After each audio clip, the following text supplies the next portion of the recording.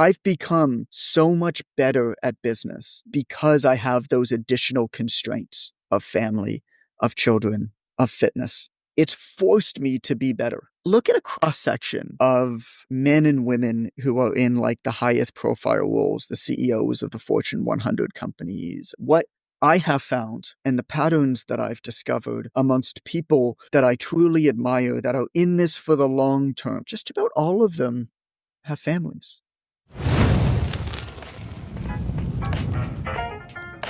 This week, I'm sharing the second part of my conversation with John Goodman, who is an entrepreneur and a writer. He's written a ton of interesting books, including most recently, The Obvious Choice, which has timeless lessons on success, profit, and on finding your way. We had a really interesting conversation. This is the second part, like I said. I would highly recommend going back and listening to the first part. But this, even in itself, is a really engaging conversation. You're going to hear us talking about how to stand out in a crowded industry. We talk about how to build what John calls leapfrog skills and how to tell great stories, how to play the long game. We talk about how you can use work to build freedom instead of simply running out of fear. We talk about how to set the right priorities both in your work and in your life. And finally, John talks a little bit about the meaning of love. So you're going to hear how we got to that. But honestly, this was such a great conversation. John is someone who I would call friend, someone I respect a lot for everything he's been able to build in his life and career. Like I say, I would definitely recommend going back and listening to the first part of this conversation as well. You can get the full show notes, the transcript, and read my newsletter at theknowledge.io. And you can find John online on Twitter at It's Coach Goodman. We'll have the links to his website, his books, all his stuff in the show notes and description below. And if you love this episode, please do share it with a friend. And don't forget to leave a review wherever you listen to podcasts, whether that's on Apple Podcasts or Spotify, because it helps us tremendously to find other listeners just like you. How did you develop some of this in the beginning? Because first of all, you mentioned, okay, you started personal training, then eventually, okay, you're making as much as you can make as a personal trainer. You write a book, it does incredibly well. You build an online business, with information about personal training, etc. That does incredibly well. I would say that things really took about 3 years to take off at the beginning. And then, 2013 to 2019, we were doing pretty reliably a few $1 million in profit a year. But sure. But I mean, a couple $1 million is not, like ground zero.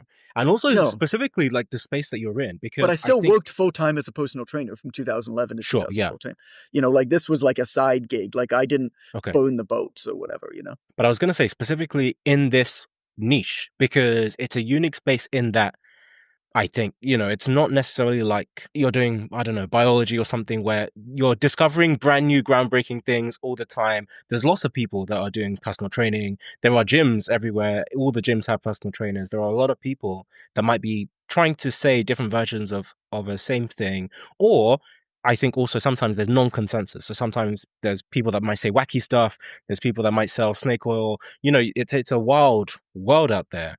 So how do you specifically, and I know that you talk about some of this in the book, but how do you specifically stand out, differentiate yourself, and be able to grow a platform in a world where not only are other people maybe doing something kind of similar, but they are not all even saying the right thing or the same thing? Well, and I would argue to add to that, there is a serious rate of diminishing returns when it comes to industry-specific knowledge that a lot of people don't appreciate in any career. Personal training, I mean, for sure, but in any career, really. Like, what does somebody need to get in shape, Measure your food, don't eat crap, eat more vegetables than anything else, have a lot of protein, maybe some fiber, eat good carbs around workouts. What's a workout? Jump up and down, give or take 10 times, lose count at 7. When something becomes easy physically, like make it harder or change to something else. I mean, that's fat loss, really. Like, it's not, I mean, obviously I'm oversimplifying it. My kinesiology friends are going to have a conniption, but like, kind of that's all that you need to know. It's really not that complicated. Fitness is a mastery profession. It's like the game of no limit hold'em poker. Like you can figure out the rules and play good enough basically in a weekend. And then it takes a lifetime to master it, but most trainers have never mastered it. And the benefits of mastering it, particularly along the path of mastery, have serious diminishing returns. And so, success-wise, in just about any career, if you think about industry-specific knowledge, if that's all you do, continue to get better, it's actually your success it begins linear and is going to start to taper off very, very quickly, and other people are going to bypass you. And so, yeah, this is one of my favorite parts in the book, actually, where I call it leapfrog skills and leapfrog learning. I'll get into it a little bit here. I was a admittedly mediocre to just okay personal trainer. I was fine. I had a kinesiology degree. I understood enough about physiology and biomechanics and motivational interviewing. I was fine, right? But I was mediocre to just okay. And the reason why I was successful at a relatively early age is because I figured out, really now I'm post-rationalizing and creating a post-narrative. I didn't know that I was doing this at the time. I was just following my interest. But I figured out that, hey, if I study communication and presentation skills, and if I study writing, and if I study behavioral psychology, 1 + 1 no longer equals 2. 1 + 1 + 1 begins to equal 10. These skills start stacking on top of one another in a compounding way when you combine them. Your value does not lie in individual industry expertise, but in range. And so over the years, I started figuring that out, that actually what you need is a mediocre to decent knowledge of your own industry, combined with low to mediocre skill sets in a whole bunch of what I call leapfrog skills. And there are some key ones. So I mentioned a few: behavioral psychology, I would say business writing, communication, presentation, wealth management. Do you understand money and how money works? Do you understand how to make your money work for you?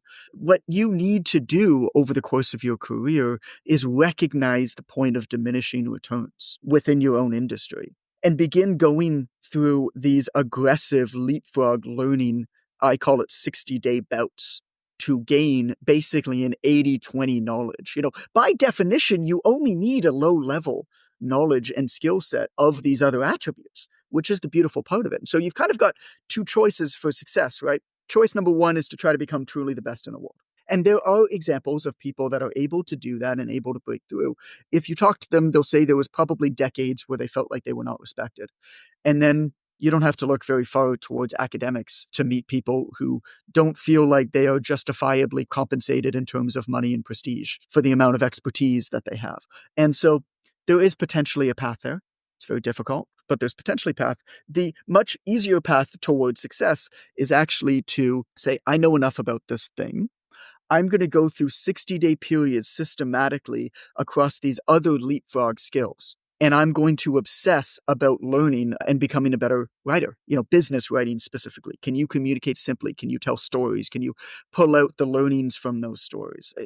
Business writing basically is give a hook, tell a story, tell the problem from the story, repeat the problem generally, give the steps to solving, get out of the story. Brick, mortar, brick, mortar, brick, mortar, boom, boom, boom, boom, boom. I mean, that's business writing, right? That's communication. Communication is emails, is text messages. How effective are you at that? It's not just social media. It's not just podcasting. Being a better writer, of course, lends itself to being a better speaker and presenter and thinker. With AI doing a lot of the writing for people these days and more and more and more, I feel like thinking clearly is probably going to kind of fall by the wayside. So there's going to be more value in that skill. And so over time, you do the 60-day obsession on this thing. And then the second part of leapfrog learning is at the end of the 60 days, you teach it. Okay. Because the best way to learn is to teach. It forces us to do something in our brain that is very unnatural, which is get out of our own head with our own backgrounds and biases and communicate something that we feel like we understand to people who we don't know what they know yet. That's a very unnatural, difficult thing to do. So to give you an idea of how this works, I wanted to really learn about what automation and AI, what impact that was going to have on redefinition of job roles and what skills are going to be valuable, particularly in the coaching industries moving forward. And so over the course of 60 days, I read every book that I could find, it was 7, on job redefinitions and roles and skill sets. I dive deep across Reddit, across the internet, blog posts, and consume as much information as I possibly could over those 60 days. And then at the end of the 60 days, I wrote a white paper report. It's a Google Doc. It's 6 pages long. And I sent it to 5 of my colleagues.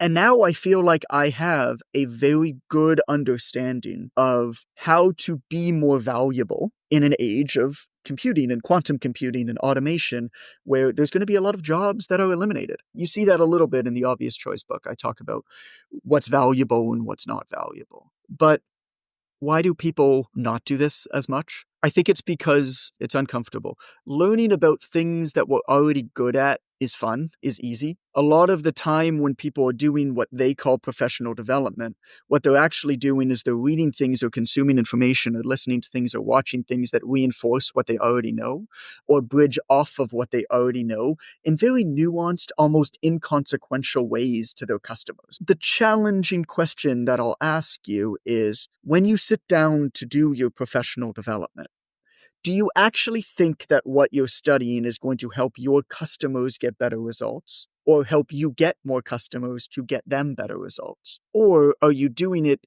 because it is in some way pleasurable to you? Neither is worse, but one is professional development, the other is pleasure. And you just have time for both. That's kind of all that there is to it. One thing I wanted to ask you about was this idea of playing the long game and the extent to which you should try and balance that with things that you can do now, the things you can make immediate progress on. And I'll give you two examples, which are both from your own life and things that you've talked about. One, something you mentioned earlier, which is, okay, when you were developing this writing career, you didn't immediately burn the bridges. You still had the job, right? You were still working full-time as a personal trainer. You were building up slowly over time. So it wasn't necessarily just something that was, hey, let me look for a quick win. It was, maybe not intentionally, but it's something that's going to build up over some time. And then the other example is actually your relationship. You have a great, wonderful family. And from my understanding, I think it took you like 7 years to finally start dating your wife from when you first met. And this idea that she took some work. yeah.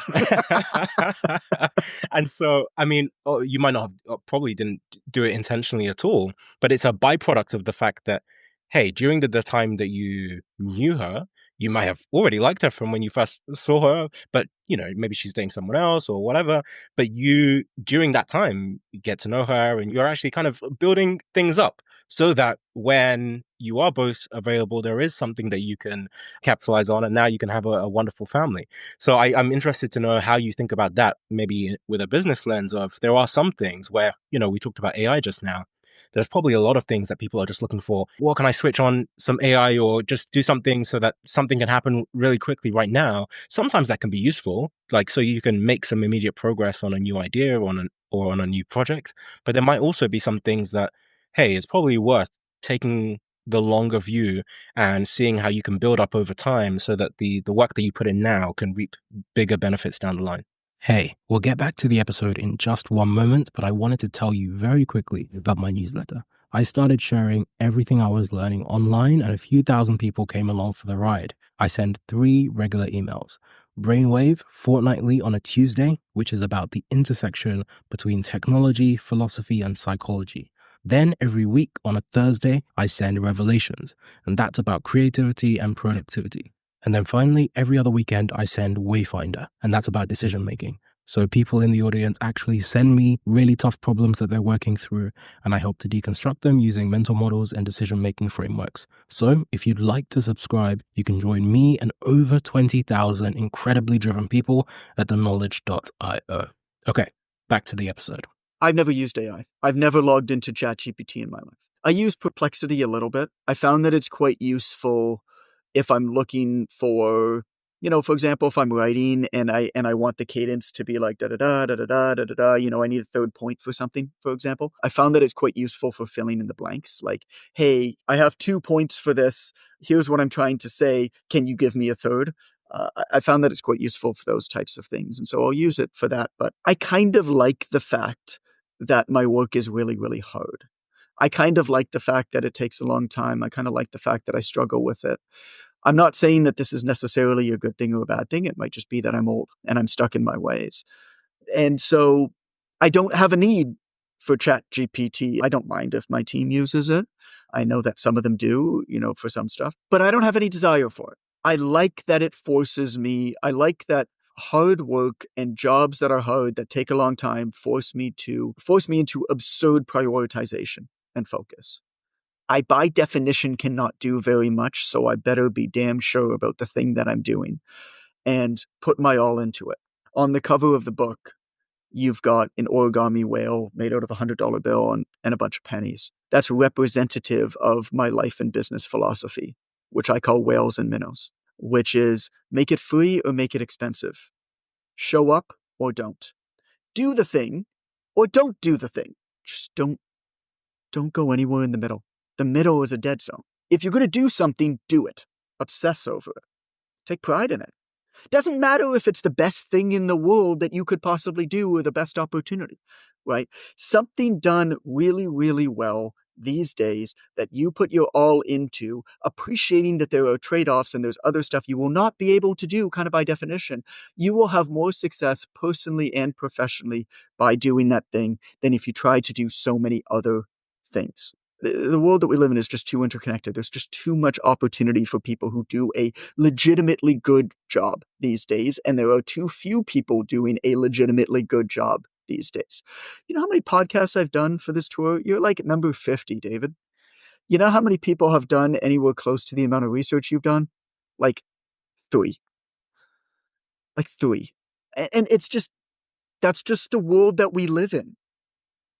You know, you can show up and you can record and it goes to space and it's done, but you're going to increasingly break through if you keep doing what you're doing the way that you're doing it. And it's wonderful. And I'm enjoying myself very much. And I'm grateful to you for that.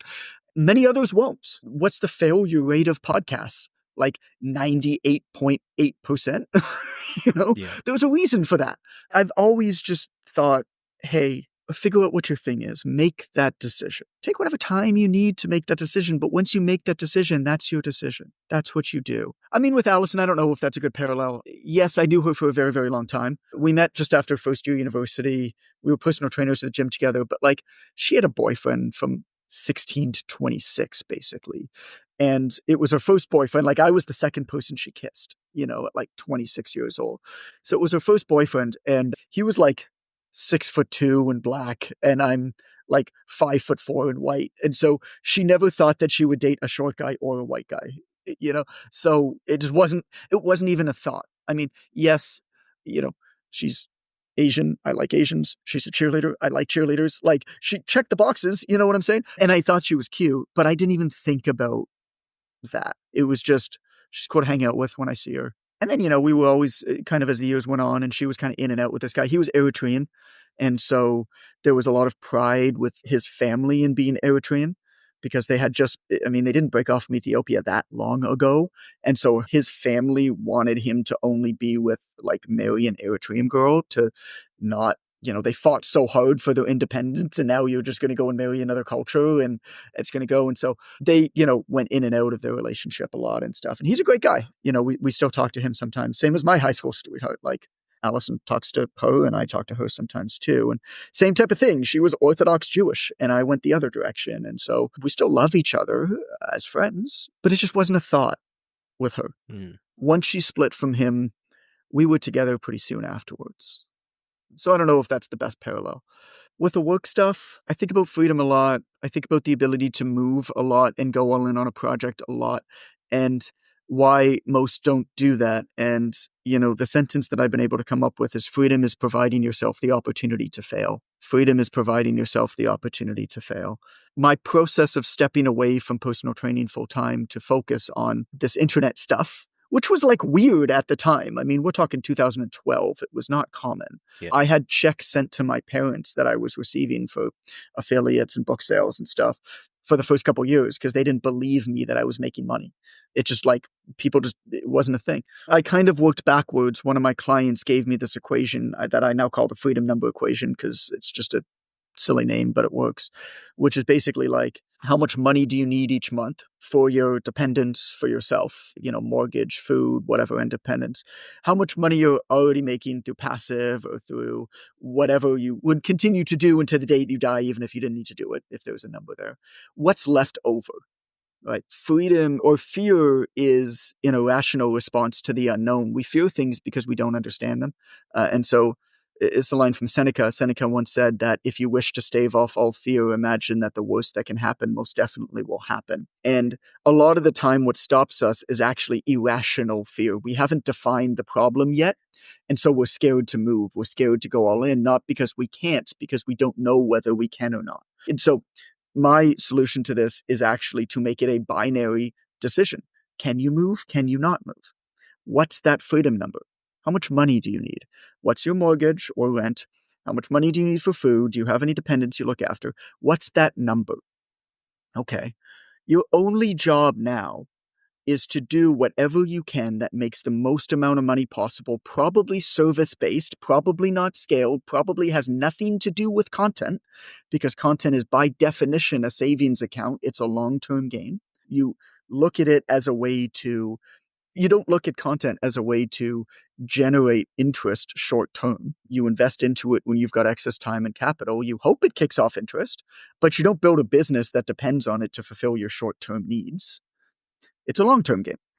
And so short term coaching, consulting, service based stuff is going to get you the highest cash up front, the fastest, right? And it's not scalable, and I get that. But there's a lot of problems that you can solve when you have excess cash, and there's very few when you don't.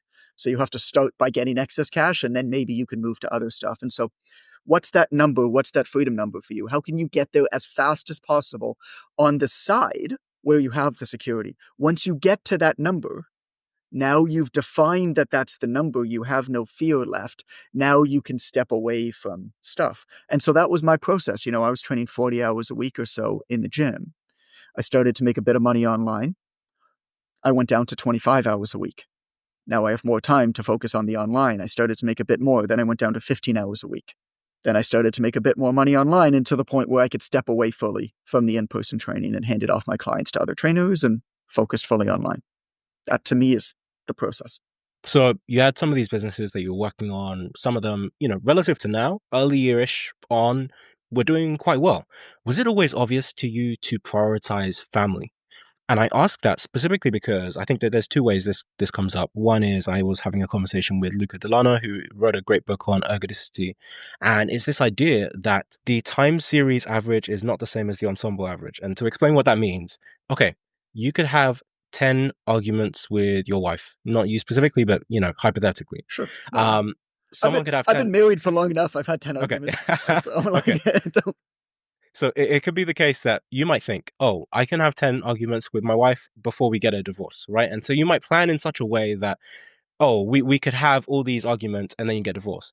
But the reality is, and if you had 10 different people and they all had that series of arguments, then the average for them might be that, oh, you could say it takes 10 arguments to get a divorce, right? That might be something that you say. But for each individual person, you might not actually get through all 10. So it's a bit like Russian roulette, right? You have 6 chambers, there's 1 bullet. You could say on average, if you had 6 people, oh, the odds are 1 in 6. And you have that 1 shot, but the other 5 are empty. But actually, you could just get it on the first time. Like the very first argument that you have, that could be the end. Or the very first bullet, that could be the end. And I think with family and with work, a lot of that can be similar, where you don't necessarily get to go back and have the benefits earlier on. If you put your priorities differently from the beginning, not everyone, even though that's the mentality that people have and that's the way people think, oh, I can spend 20 years prioritizing just work and then come back and spend the last 5 and then prioritize my family. So for some people, it doesn't actually work out that way. And if you've already put the priorities wrong from the beginning, you don't get to just go back and say, actually, I wanted to do it differently. So first, what I'll say is I built the majority of what I have before I had a family. By the time I had my first child, I was about 33 years old. I don't think I could have quite retired at that point, but I was pretty close. Probably would have been fine. And so that's very important context. And, oftentimes when we're looking at what good information from one person, whether or not that's good advice for us, it's very important to invert it and look at what's missing. A lot of the people giving advice these days that are very, very loud are also quite young and or without children, even if they're not young. There are a number of sort of individuals or power couples out there that you see everywhere spouting advice, and it's not bad advice, but you're talking about what's the term for it? Dinks, double income, no kids. If you have 3 young children, not to say that what they say does not have value, but it probably doesn't apply to you. It probably doesn't apply to you. And so I have a hard time, somebody who's just getting started that has young children, for example, particularly mothers who often unfairly, perhaps take the majority of the workload. Like even moms who are the primary breadwinners in the families still usually are the primary caregivers. Not always, but usually. And so, for them to build a business, like you might have 30 minutes a day that's kind of interrupted. What I realized is that children are amplifiers. They don't change anything that you do. They don't change you in any real way. They amplify what's already there. The same as money. Money is an amplifier.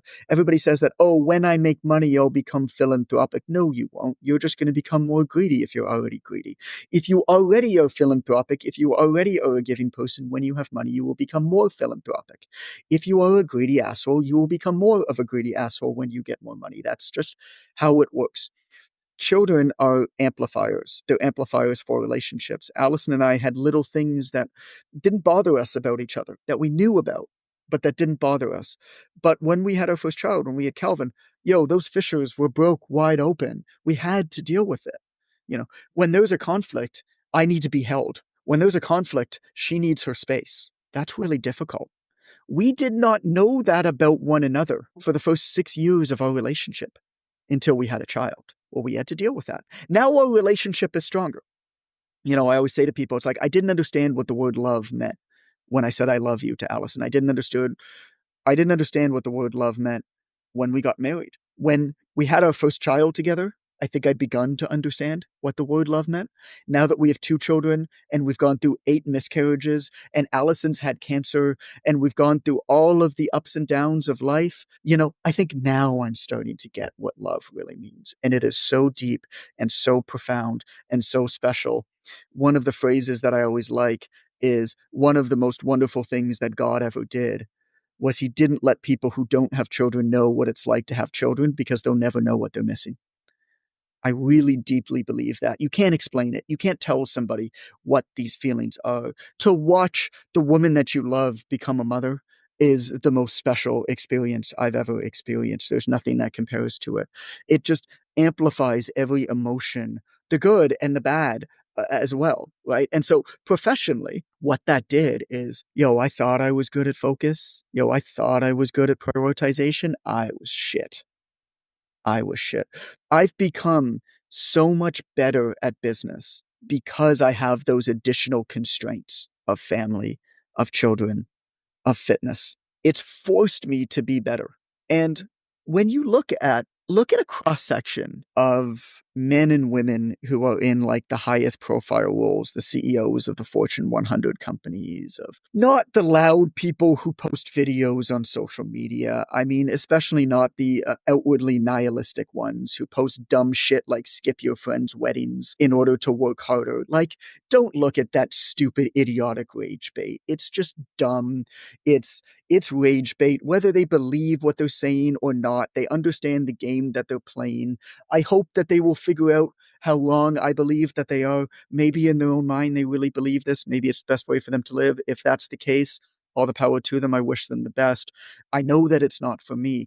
And so what I have found and the patterns that I've discovered amongst people that I truly admire, that are in this for the long term, just about all of them have families. Just about all of them have families.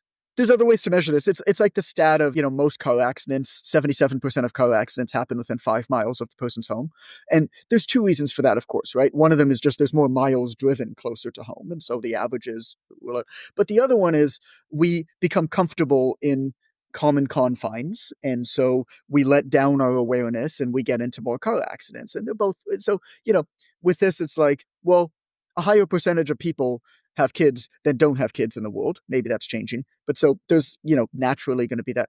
But I think the other part is, yes, you have less time, but children force you to grow as a person. Children force you to build structure around yourself, black and white rules of framing around your life, your work, that you don't fall prey as much to Parkinson's principle, time, or the job expands to the time that we have to complete that job. And so you waste less time, you get better at choosing what you do. And that's what happened. I mean, in preparation for having Calvin, that's when I hired my first assistant. I actually don't have an assistant now because I don't need one, because I've gotten so damn good at what I do and what I don't do that I don't need an assistant to answer my emails.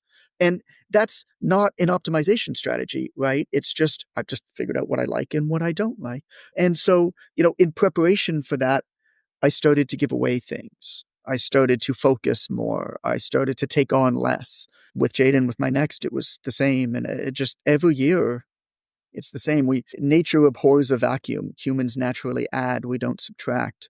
We fill our time, but we don't think about things. If we say yes to something, or if we add something into what we're doing, a project that's exciting, a contact, if somebody invites us to do something, we don't think about what it's replacing. And so part of going away every year, to bring this full circle to the beginning of the conversation, is I run my life based off of what I call the 8-4 rule. This is going to be in the next book, not the obvious choice book, but the 8-4 rule.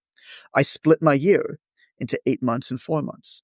You don't have to travel to do this, but a minimum of twice a year, when I leave to go away for the winter, and then when I leave to come back for the summer, I wipe my schedule clean and I build it back up from first principles. I take everything off of my schedule and I look at all of the things that I want to do. I look at all the things I was doing and I reprioritize them. Big rocks first, right? First principles. And I put them back in based off of that season of my life, what's most important, based off of the best times of the day. And over the years, what's happened to me, and this is not everybody, but what's happened to me is I just do fewer and fewer things. I record my podcast Tuesdays and Wednesdays. I book one call or one podcast interview either before or after those.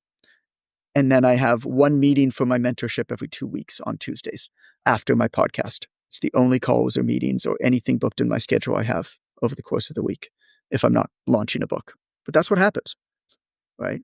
You got to design into, I think, your life and your day, this kind of first principle approach where you wipe the slate clean, you clear the calculator using the cyber kinetics, that the Maxwell Meltz thing, and build it back up using the Elon Musk first principles. Nothing about this is new. We just don't do it naturally because we're never forced to. What I have found is that having somebody or something that you love in ways that you can never describe, that makes you smile, a big smile with your whole face, not just with your lips, when you think about them. Having that forces you to do this in a way that I think would be very, very difficult otherwise.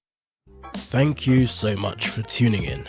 Please do stay tuned for more. Don't forget to rate, review, and subscribe. It really helps the podcast. And follow me on Twitter. Feel free to shoot me any thoughts. See you next time.